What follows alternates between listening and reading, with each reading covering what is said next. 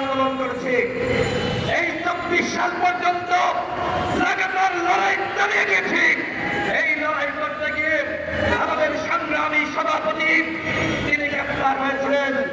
10 দিন রিমান্ডে নির্মম নির্যাতনের পরে তিনি পুলিশি হেফাজতে থাকা অবস্থায় ঘোষণা দিয়েছিলেন এই সরকারের 90% পতন হয়ে গেছে, আর 10% ব্যাংকে দেওয়া। আজকে এই সরকারের কাছে আমার প্রশ্ন, এত বড় কলিজা, এত বড় সাহস নিয়ে রিমান্ডে থাকার পরে পুলিশ হেফাজতে থাকা অবস্থায় হ্যান্ডকাপ পরা আবারও রিমান্ডে নিয়ে যাচ্ছে, এই ঘোষণা দিয়েছিল। এরপরে সারা বাংলাদেশের মানুষ অনুপ্রেরণা এবং সাহস হয়েছিল। ওই সময় আমি চ্যালেঞ্জ করে বলতে পারি একজন সমন্বয় মাঠে ছিল না, মাঠে ছিল কে? এই ছাত্র নেতা বিনিয়ামিন মোল্লা। হাইকোর্ট থেকে আইনজীবীরা বের হয়ে এসেছিল, ঢাকা বিশ্ববিদ্যালয় থেকে শিক্ষকরা বের হয়ে এসেছিল, আর যে ছাত্র নেতা ওইখানে নেতৃত্ব দিয়েছিল হাইকোর্টের সামনে তার নামটি হলো বিনিয়ামিন মোল্লা। আজকে সরকার গঠন করেছেন, বড় বড় কথা বলছেন, রাজনৈতিক দল গঠন করবেন, সংস্কার করবেন, গণ অধিকার পরিষদের প্রতিনিধি কোথায়? এই সরকার একপাক্ষিক ভাবে আপনারা গঠন করেছেন। ৭১-এর পরে যেমনি ভাবে শেখ মুজিব এবং আওয়ামী লীগের নেতৃত্বে ক্ষমতাকে দখল করা হয়েছিল, আজকে একই কায়দায় একইভাবে আজকে আপনারা ক্ষমতা দখল করেছেন। আপনারা একের পর এক উপদেষ্টা নিয়োগ দিচ্ছেন। আপনারা বলছেন আমি জানি না, অমুক বলছে আমি জানি না, প্রধান উপদেষ্টা জানে না, 3 জন ছাত্র জানে না, সবকিছু জানে কে? আসিফ নজরুল।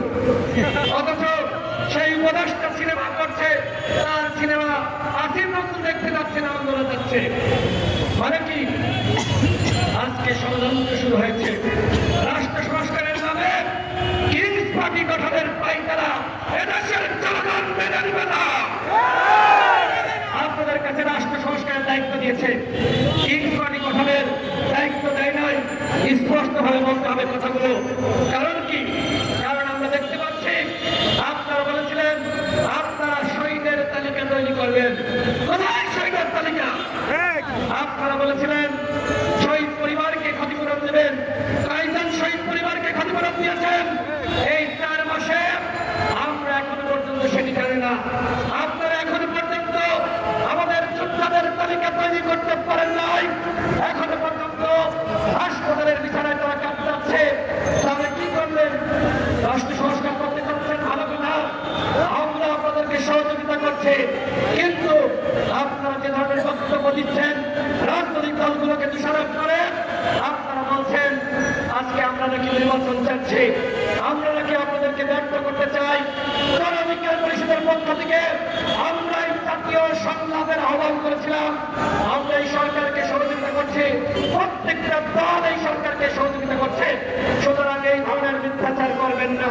প্রত্যেকটা দল সংস্কার চাই। সর্বশেষ বলব, বিএনপি তার অবস্থান ক্লিয়ার করেছে, অন্যান্য দল তার অবস্থান ক্লিয়ার করেছে।